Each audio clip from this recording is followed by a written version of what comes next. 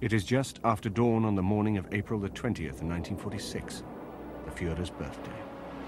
A Horten HO-18 jet bomber of the Luftwaffe's best bomber wing takes off on the most important mission of World War II.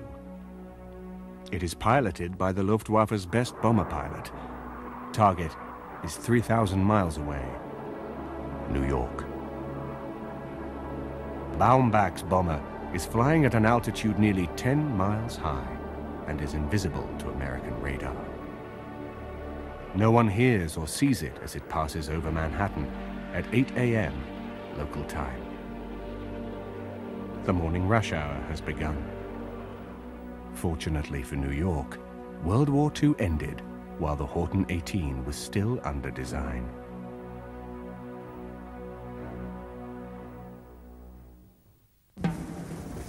In 1944, Hitler's thousand-year Reich was in peril. The Allies had landed in Normandy. Over the skies of Germany, planes of the United States 8th Air Force roamed at will, bombing cities to rubble. At this 11th hour, Adolf Hitler placed his faith in Germany's scientists to produce new wonder weapons to turn the tide of war. The first of these weapons were already operational: the Me-262 jet fighter, the Me-163 rocket fighter, the V-1 cruise missile, and the V-2, the world's first ballistic missile. But these were only the first generation. They were not yet enough to turn defeat into victory. That required more advanced weapons still. September 1944, Nazi Germany faces defeat. The Führer blames the German Air Force, the Luftwaffe, under the command of World War I fighter ace Hermann Göring. The once proud Luftwaffe is running short of pilots and fuel. In the air, the Allies have total superiority. With Göring in disgrace, Hitler's protege and Minister for Armaments, Albert Speer, seizes the initiative. He orders the German aircraft industry to produce a new fighter to destroy the marauding Allied bombers. This new plane must be simple to build using slave labor, and simple to fly by newly trained pilots. It is to be mass-produced, like the Volkswagen car, in thousands per month. With every remaining able-bodied adult male needed in the army on the Eastern Front, the new plane is to be flown by teenage boys of the Hitler Youth. These will be trained hurriedly on gliders. Because the sands of time are running out for Nazi Germany, Speer declares the new fighter must be designed, built, and put into production in the space of only 90 days. The new fighter will be called the Volksjäger, or People's Fighter.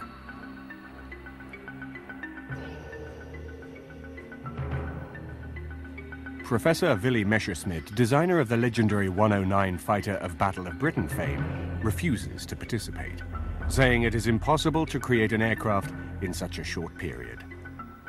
But there is a German aircraft designer willing to take up the challenge. He is Messerschmitt's arch-rival, Ernst Heinkel. Ernst Heinkel was the grand old man of German aircraft. He'd been building aircraft since World War I. He had a unique way of selling these planes. He had a hunting lodge outside of Berlin, and he would get the Luftwaffe High Command and the Air Ministry personnel, and they'd shoot stag, and then they'd have a good food and drink and get drunk, and then he'd sell them the airplanes. Willy Messerschmitt, almost certainly a serious Nazi, different man, an intellectual scientist. He built his aircraft as scientific implements. A number of other companies took part in the Volksjäger competition. The big Junkers company produced a design which had essentially a jet engine in a pod with two wings stuck on. It would never have been stable in flight. It was a silly project. Then there was the Blum & Voss company, who were shipbuilders, but over the years they'd begun to produce rather curious aircraft designs. They tried another all-wing jet pod device, and that actually came quite close to winning.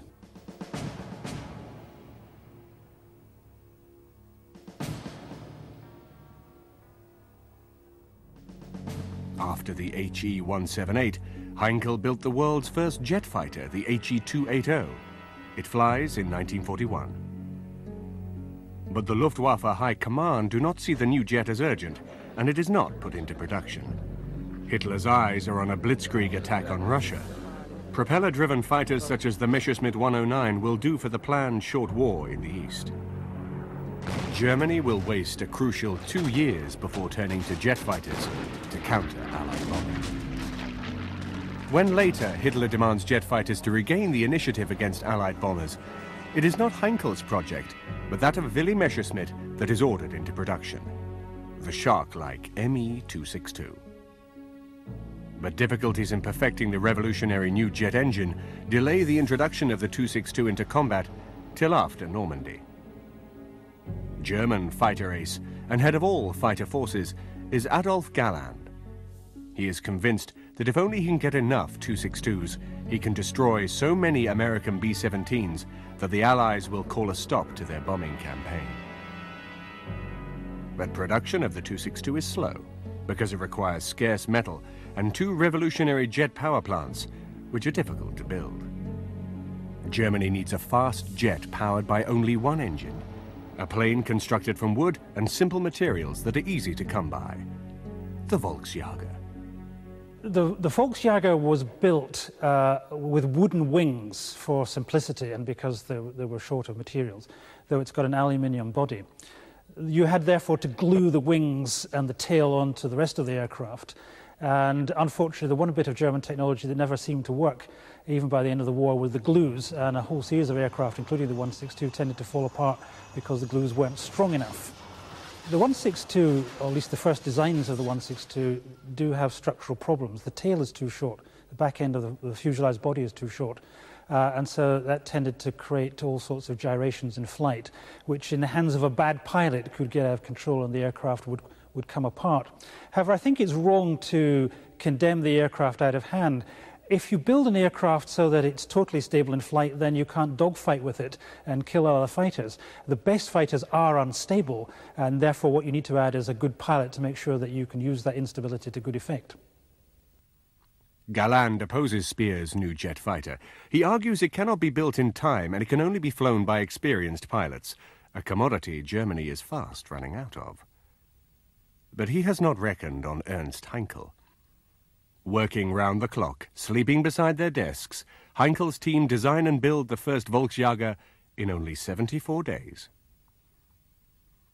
The Volksjäger was powered by a single BMW 003 jet engine, positioned on the top of the aircraft. This unusual position meant that complicated and heavy ducting could be eliminated. It also meant engines could be changed quickly in the field. The body of the Volksjäger was metal, but the simple wings were wooden and contained fuel tanks. Unusual for combat aircraft of the period, the HE-162 was fitted with an ejector seat for the pilot. Also rare then was the nose-wheel undercarriage. The aircraft was armed with 2 large 20mm cannon with 120 rounds per gun. 1 shell from these weapons could disintegrate a US B-24 Liberator bomber. The Volksjäger had a maximum speed of 562 miles an hour and was faster than the Me-262. Deep under the mountains of central Germany, Speer builds a vast secret underground factory complex. Buried under millions of tons of solid rock, it is safe from Allied bombing. Here will be built 3 Nazi wonder weapons: the V-1 cruise missile, the V-2 rocket, and the Volksjäger. The first HE-162 was rolled out and flown for the first time on December the 6th, 1944, reaching a speed of 522 miles per hour at 20,000 feet altitude. On December the 10th, it is displayed to the Luftwaffe High Command, with Flight Captain Peter at the controls. Tragedy occurs. The wooden wing disintegrates and the plane crashes, killing Peter. The cause is the poor quality glue used to construct the wing. But Speer would allow nothing to stand in the way of mass-producing the Volksjäger. In March 1945, the first 80 aircraft were completed.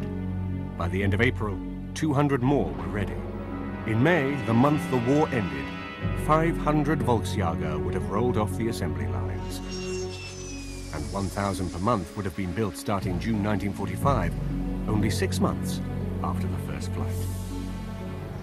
To fly these planes, the training of Hitler youth pilots began on gliders. To ease transition to the Volksjager, Heinkel supplied a two-seater glider version, the Model S. Without its BMW turbojet, the Model S lacked the distinctive humpback appearance of the fighters. The undercarriage was fixed and not retractable. The idea behind the People's Fighter project was to train thousands of Hitler Youth to fly these things. Now that was obviously a silly idea. It's a very complicated aircraft to fly. If you're an expert, as the final pilots were, it worked. But if you had very little experience on any kind of aircraft, never mind a fast jet fighter, you would have been dead. Strange enough, one unit of Hitler Youth did become operational with the 162 in the closing weeks of the war. Unfortunately, all the records have been lost, so we don't know how they actually fared in combat. Conversion training to the Combat 162 was handled at a flight school in Vienna, headed by Heinkel's technical director, Karl Frank. The first regular Luftwaffe Volksjager fighter group, JG-1, became operational at Lech in Germany in April 1945, with 100 aircraft organized in 2 wings. It was commanded by Oberst Herbert Eilfeld. The first operational mission was flown on the 26th of April 1945, only days before the end of the war. Because the pilots lacked experience with the new plane, Flight Lieutenant Reichberger was shot down but escaped uninjured. On May the 4th, 1945, the People's Fighter drew first blood. Lieutenant Rudolf Schmidt shot down a British Royal Air Force fighter. It would be the Volksjager's only kill. World War II ended 2 days later. Well, it was tested by senior British pilots after the war, and they gave it a very good bill of health. They said it was a very stable gun platform. They said because it was small, it would have been very difficult to hit by Allied fighters. So all in all, if it had got into production in a big way and got into action in a big way, it might have caused a lot of damage. Indeed, the senior British jet pilot of the time said that it would have run rings round a British meteor. Would the Volksjager have tipped the balance in Germany's favor if the war had gone on longer? Ernst Heinkel was already planning more advanced versions of the Volksjager. If the war had lasted into 1946, these are the planes the Allies would have faced. For extra speed, a swept-wing version was already under construction. The tail was also modified into an elegant butterfly shape to improve performance. With new, more powerful jet engines, this HE-162 would have been a match for the 1950s US jets, like the F-86 Sabre. Another planned version of the Volksjager was one fitted with 2 ramjets of the kind used by the V-1 cruise missile. When the V-1 was catapulted into the air at great speed, air was forced into the jet nozzle. This combined into an explosive mixture with low-grade gasoline suitable for a lawnmower. The result burned like a blowtorch. Fitted with 2 of these crude engines, this version of the HE-162 would have been a kind of manned V-1. It was planned as a last-ditch weapon if normal jet fuel ran out. Most exotic of all was this version of the Volksjager with forward-swept wings. Not till the 1980s would NASA fly such a plane. But it was not to be. On the 8th of May 1945, the Volksjagers of JG-1 were captured by advancing British forces at their base at Lech. The combat days of the People's Fighter ended with the surrender of Nazi Germany. But we can now reveal that the HE-162 Volksjager was still to play a major part in post-war aviation history. After World War II, the French leader, General de Gaulle, was anxious to rebuild a French Air Force. The key was to be the Volksjager's engine, the BMW 003. The designer of this jet engine was Dr. Hermann Ostrich. As the Nazi regime collapsed, Ostrich escaped into neutral Switzerland. There he set up a company to continue his work. To disguise its origins, the company was called a French name, Atelier Technique Aéronautique Reichenbach, or ATAR. In December 1945, General de Gaulle's government paid for Ostrich and ATAR to move to France with 120 colleagues from his old BMW team. Using BMW's Volksjager jet engine technology, Ostrich quickly designed a more advanced engine. This was test run southeast of Paris in 1948. Versions of this engine were used to power early French fighters, such as the Dassault Mystère and the twin-engine Vautour. By an irony of history, France supplied these aircraft to Israel during the 1950s, when American aircraft were embargoed, thus allowing the Israeli Air Force its victories over the Arabs.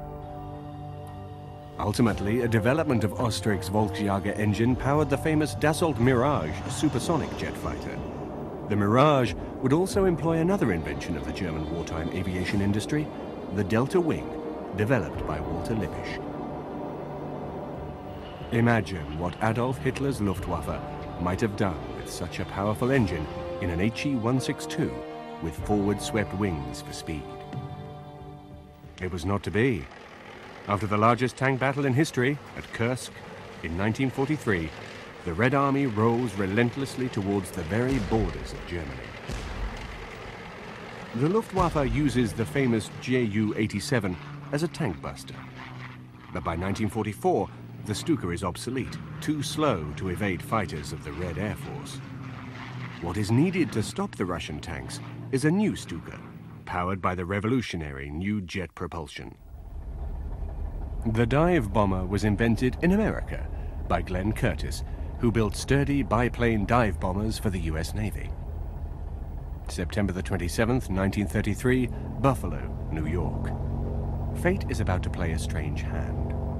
Visiting the Curtiss plant at Buffalo is Germany's greatest living World War I fighter ace, Ernst Uday, now a senior figure in Hitler's new Luftwaffe. Glenn Curtiss invites Uday to test fly a factory-fresh Curtiss Hawk dive bomber. Impressed, Uday cables Luftwaffe chief Erhard Milch to buy the Hawk. 2 months later, Uday will fly the first German version in front of Göring. Equally impressed by the accuracy of the Hawk's bombing, Göring orders a German equivalent, the Junkers Ju-87 Stuka. One man who is not impressed is Luftwaffe General Walter Wever. Wever wants large, long-range bombers to attack Russia, not small, tactical dive bombers restricted to supporting the army. But Wever is killed in a freak air crash in 1935. With Wever gone, Milch and Uday cancel Germany's equivalent of the B-17, the so-called Ural bomber. They think dive bombing using the Stuka will be more accurate. Alone of the great powers, Germany will lack a successful heavy bomber in any numbers during World War II. Well, in the initial period of the air war, it was very effective because the Germans had complete air superiority, and the Ju-87s could be used for frontline purposes, the purposes for which they're designed. That is true, but that didn't last for very long because as the Russians gradually recovered their capability, and that is in 1942, then aircraft like the Ju-87 had a difficult time. On the other hand, the Germans, I think, were very adept because they basically altered the role of the Ju-87 and began to realize it could be used not, as I say, just in a tactical dive bombing or forward air support role, but could be used for something else, of which a very good example, of course, is Rudel's use of the Ju-87s in a tank-busting role. Poland, September 1939, and the German blitzkrieg rolls over Poland. Earlier and better days for the Luftwaffe. Success lies in using the amazing Ju-87 dive bomber, the infamous Stuka, as flying artillery to clear a path for the advancing panzers. The Junkers Ju-87 Stuka dive bomber was the most famous German aircraft of World War II. Over 5,700 were built. But its slow cruising speed of only 174 miles an hour made it prey to Allied fighters as World War II progressed. Something faster was needed. In 1943, the German Air Ministry instructed the Henschel Company to begin work on a jet replacement for the Stuka, the Henschel HS-132. The HS-132 had a planned maximum speed of 484 miles per hour and a range of nearly 700 miles. It could carry a 1,000-pound bomb.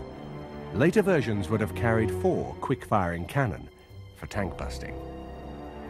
The unique feature of the HS-132 was that the pilot did not sit in a conventional cockpit. Instead, the pilot lay prone on his stomach, with his head at the front of the perspex canopy. This position allowed the pilot to withstand 10 to 12 times the force of gravity before blacking out, instead of the 5 to 6 Gs if he was sitting. The primary target for the HS-132 was the main Soviet battle tank, the T-34. A late-model T-34 had armor plate nearly 3 inches thick. Had the HS-132 been ready in time and in sufficient numbers, it might have held back the tide of Russian tanks on the Eastern Front, especially in the hands of legendary Nazi tank buster Hans Rudel. Flying the old Ju-87, Rudel single-handedly destroyed 519 Russian tanks. The greatest Stuka pilot of all time was a man called Hans Rudel, who destroyed over 500 Russian tanks on the Eastern Front, as well as a large Russian battleship. Rudel was a fanatical devotee of Hitler. He fought to the very end, indeed survived World War II, and in the closing days, Hitler wanted him to take over command of all the German jet forces. And had there developed a version of the Stuka powered by jets, then those would have been under the command of Rudel, and that would have been a very effective combination. In the dying hours of the Third Reich, Hitler proposed to put Rudel in charge of all Germany's jet fighters and bombers. But it was too late. Fortunately for the Russians, their tanks captured the HS-132 factory before the 3 completed prototypes had been flight tested. Their subsequent fate is still unknown. The Russians were very fortunate, and it was a fortunate accident that their area of occupation in Germany took in 80% of the German aircraft industries. Heinkel, Messerschmitt, Junkers. They acquired Arado aircraft, they acquired a large range of aircraft, but crucially they acquired 2 things, which was the BMW 003A engine and the Jumo 004A jet engines. What happened was that basically the German jet industry, German aircraft designers, technicians, and the aircraft were moved back to the Soviet Union. And it's from that point, I think, that one can really say the period of German-directed and German equipment entered into the Soviet aircraft industry. If World War II had lasted into 1946, then the early German jets commanded by Hans Rudel would have had to face Allied jets, the British Meteor and American Lockheed Shooting Star. Realizing this, Hitler knew he needed a faster second-generation superjet to kill these Allied fighters. The result was Germany's last jet. In 1943, before D-Day, the High Command of the Luftwaffe began to fear that America might use its new superbomber, the Boeing B-29, in Europe. The B-29 could fly at well over 30,000 feet, too high for the engines of the Me-262 jet fighter to work efficiently. There was worse news for Nazi Germany. America was already building the consolidated B-32 Dominator, designed to attack Europe at high altitude direct from bases in the continental United States. To counter these threats, the Nazi Air Ministry commissioned a new jet engine to power a fast, high-altitude fighter. This engine was the Heinkel HES-011. But there was a problem in building superfast jets. Fast World War II piston-engine fighters, such as the Mustang, often crashed in mysterious circumstances when they went into power dives. Unknown at the time, air builds up in front of an aircraft's wings as it approaches the sound barrier, 760 miles per hour, jamming the controls. But Nazi scientists working secretly in the 1930s discovered that a swept wing delayed the buildup of the dangerous air pressure in front of the wing leading edge. The new engine, coupled with swept wings, could give Nazi Germany a weapon to counter the B-29 and the Dominator. It was called the Focke-Wulf TA-183. The TA-183's designer was Dr. Kurt Tank. Tank was already famous for building the legendary Focke-Wulf FW-190 fighter used against the Russians on the Eastern Front. Kurt Tank is a very shadowy figure, but he's one of the great German aircraft builders of World War II. A very serious Nazi indeed. He built the 4-engine Focke-Wulf Condor bombers that helped guide the German U-boats against the Atlantic convoys. he built the FW-190 fighter, and he always said of that he was building a workhorse, by which he meant it could be repaired in the field and kept going, and indeed did during the Eastern Campaign. And he compared that to Willy Messerschmitt's Me-109, which he said was just a thoroughbred racehorse. He didn't think very much of it. Tank's design was chosen in March 1945. It was called the TA for Tank 183. Its nickname was Hunchback. A single-engine machine, its planned speed was 593 miles per hour. The secret of the Hunchback's performance would be the revolutionary swept wings.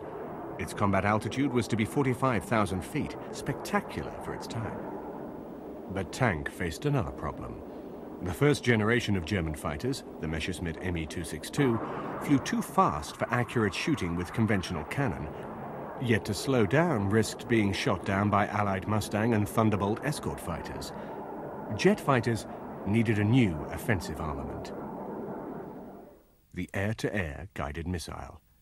But these were already being developed by Hitler's scientists. The Germans were developing a whole range of technologies, defensive technologies, by the end of World War II, including air-to-air missiles.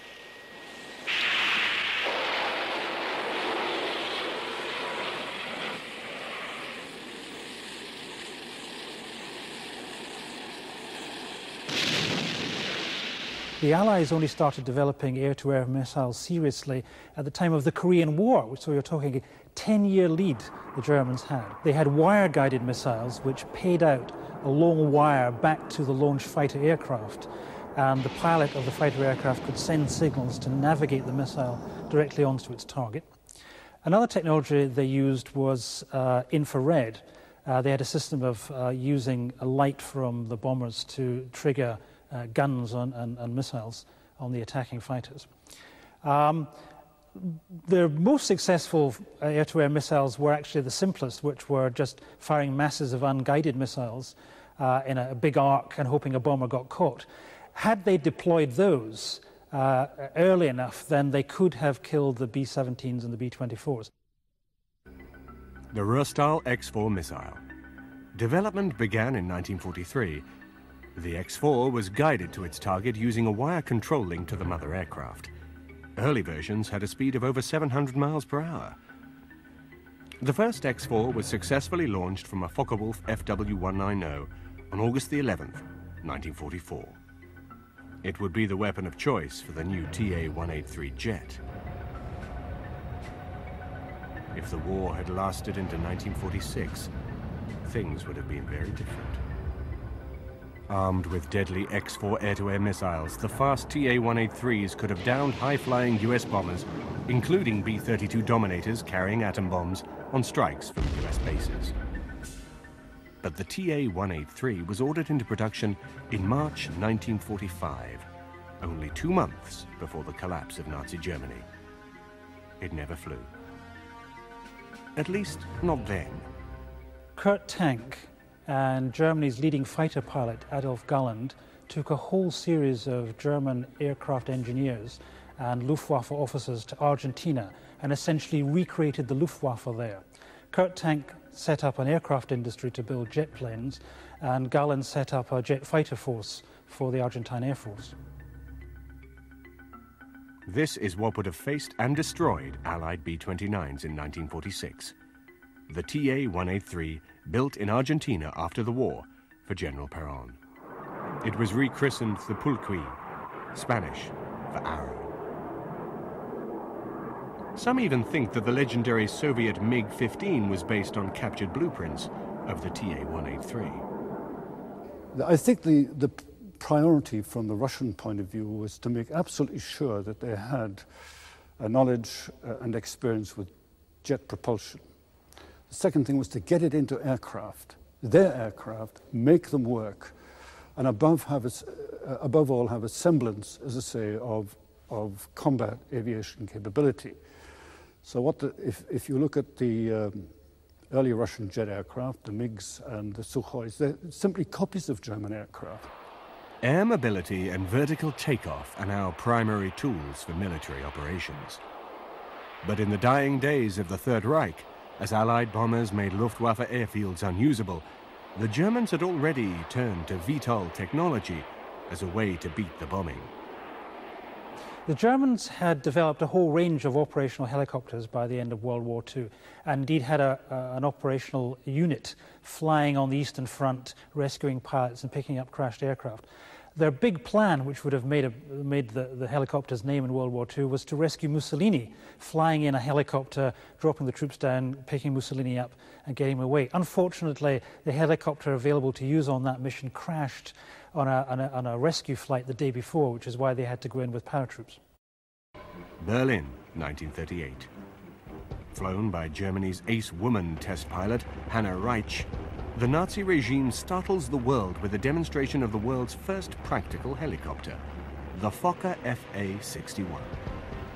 It is a demonstration with a difference. It takes place inside the Great Berlin Exhibition Stadium. The FA-61 was the brainchild of Heinrich Fokker, founder of the Focke-Wulf Company. During World War II, Fokker would build a large military helicopter known as the Kite. They were used by the Luftwaffe to rescue crashed aircrew and aircraft in the east. Mass production of the Kite was prevented by Allied bombing of the factories where it was being built. German industry desperately needed fighter protection. In September 1944, Focke-Wulf began work on an answer. The Focke-Wulf Treibflügel, or thrust wing, a VTOL fighter powered by 3 ramjets mounted on the ends of 3 rotating wings. The ramjet engine spun the wings like helicopter blades, giving the Treibflügel lift. The planned rate of climb was 25,000 feet per minute. The Treibflügel carried a pilot in a conventional cockpit. The intended speed was 621 miles per hour. Armament would have been 4 cannon. But the war was to end before the complicated Treibflügel could be built, though its ramjet engines were successfully tested at speeds of up to Mach 0.9. But the Treibflügel idea was sound. In the 1950s, the US Navy experimented with a similar vertical takeoff fighter, the Convair XFY-1 Pogo. Several successful flights were made by the Pogo, which had a speed of 575 miles per hour, very similar to that planned for the German aircraft. The Pogo was abandoned when tests revealed a major problem. The aircraft was extremely difficult to land because, in pre-computer days, even an experienced test pilot found it difficult to tell where the ground was. In wartime conditions, with airfields under Allied attack, landing the Focke-Wulf Treibflügel safely would have been virtually impossible for the average military pilot.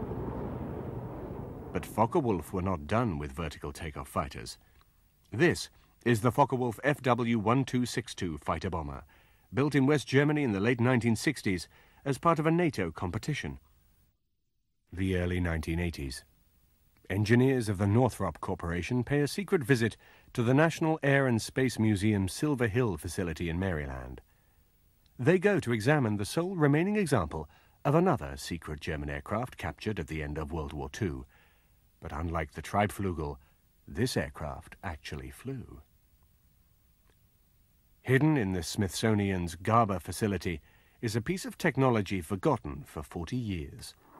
A revolutionary flying wing. And the first plane ever built with stealth, radar-invisible characteristics. Late February 1945, midnight for the Third Reich. Hitler's revenge weapons, the V-1 cruise missile, and von Braun's V-2 ballistic missile have failed to destroy Allied morale. Desperate to revive his own reputation with Hitler, Hermann Göring calls a secret meeting on his personal estate at Karenhall, 10 miles north of Berlin. To this meeting are summoned the brothers Reimar and Walter Horten, 2 young Luftwaffe officers. The Horten brothers have designed a series of revolutionary all-wing aircraft, a design that, by eliminating a normal aircraft's heavy fuselage, makes a plane lighter, faster, and longer ranged. The concept is successfully tested on a series of unpowered gliders. They fly beautifully. The Horten brothers then work on a jet fighter version, the HO-229. It successfully flies in late December 1944. It is flown by test pilot Ziller. The HO-9 was powered by two Jumo 004 engines, similar to those of the Me-262. It had a maximum speed of 607 miles an hour at an altitude of 39,000 feet, faster than many post-war jets. It was armed with 4 cannon and could carry two 2,000-pound bombs. But there was an unexpected result from this new futuristic shape. With no tail and buried jet engines, the HO-229 bounces back few radar waves. Stealth technology has been born. Only when the prototype flies and has a weak radar signature do the Horten brothers realize what they have stumbled on. The Horten has other possibilities. Goering realizes that the low-weight flying wing is the only technology left to Germany to build a bomber with the range to attack America, and so force a truce in the West, even at this late hour in the war. The kind of long-range bomber Germany has lacked since Uday fatally cancelled the Ural bomber 10 years earlier. Nazi plans to attack New York using ordinary bombers have failed because the technology to refuel them in flight is too primitive. But a larger version of the HO-229 flying wing will be able to carry fuel long enough to fly to New York and back. Goering now gambles everything on developing such an aircraft. The Horten 18 America bomber. Its huge wings would carry fuel to fly nearly 7,000 miles at an altitude of 52,000 feet. It will be powered by 4 new Heinkel Herth HES-011 jet engines and carry a crew of 3. Maximum speed would be 528 miles per hour. Goering plans to build the HO-18 in the huge underground factories already in existence to manufacture the Me-262 jet fighter. These factories still exist, as they were too huge to destroy after the war. But what kind of bomb will the America bomber carry? By 1945, dropping a few small high-explosive bombs on New York or Washington will have little effect on the US war effort. How close was Germany to delivering an atomic bomb? The man in charge of the Nazi nuclear bomb program was Werner Heisenberg. Heisenberg could have made an atomic bomb, but he and Albert Speer, the Nazi armaments minister, thought the war would be won before the weapon could be perfected, so resources were never committed on the scale of the Manhattan Project. What if the Volksjäger and Focke-Wulf TA-183 had held off US bombing long enough into 1945 for the huge new underground factories and synthetic oil plants to come into production? Imagine. It is just after dawn on the morning of April the 20th, 1946, the Führer's birthday. A Horten HO-18 jet bomber of Kampfgeschwader 200, the Luftwaffe's best bomber wing, takes off on the most important mission of World War II. It is piloted by the Luftwaffe's best bomber pilot, KG-200's commander, Werner Baumbach.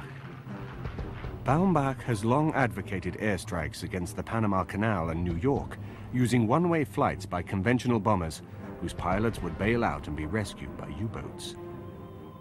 He spent a lot of the war trying to persuade Goering to bomb New York. And one of the interesting stories about the German war effort is why they never did. Baumbach's first idea was to take Focke-Wulf Condors and fly one way to New York and Washington, bomb America, then ditch the aircraft south, probably in the Caribbean, and be picked up by U-boats. Goering took the plan to Dönitz, but Goering and Dönitz hated one another, and they fell out, and so the plan came to nothing. So Baumbach then went on trying to find ways of bombing New York, and it's interesting to speculate that if something like the Horten wing had been available, it would have given him for the first time a machine to get there and get back non-stop. Today, Baumbach's target is 3,000 miles away. The world's largest city, New York. In 1942, President Roosevelt put New York's Mayor Fiorello LaGuardia in charge of America's civil defense against German bombing attacks. LaGuardia organized machine guns placed on top of high buildings in New York. But Baumbach's bomber is flying at an altitude nearly 10 miles high and is invisible to American radar.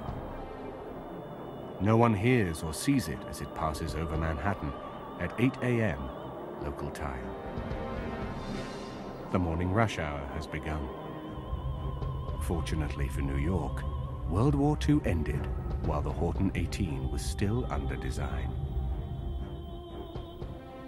The successful HO-229 jet fighter was brought to the United States in 1945, but its revolutionary potential was not realized.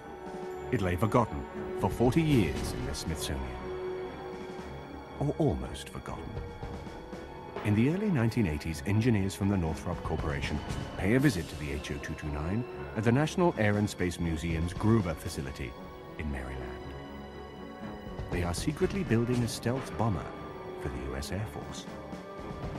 After their visit to the HO-229 prototype, Northrop engineers will design the B-2 Spirit.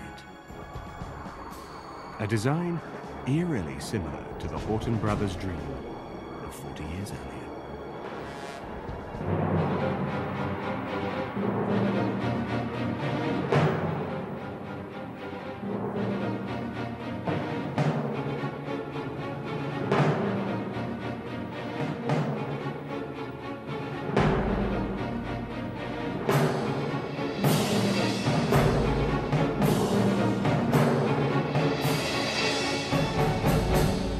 Hitler's aircraft and rocket designers were men of genius.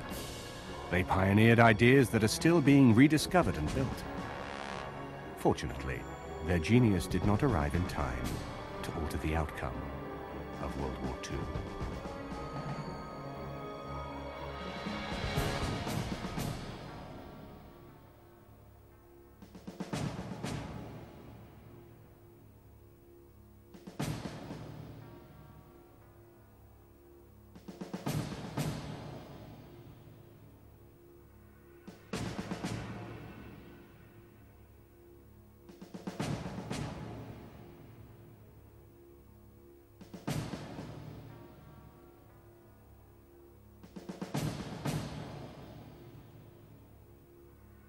Famous for its red spot, Jupiter is the biggest planet in the solar system. Tomorrow night at 8, our brand new series, The Universe, continues here on the History Channel, when we try to discover if life could survive the swirling storms of hydrogen and helium on this gas giant of the galaxy.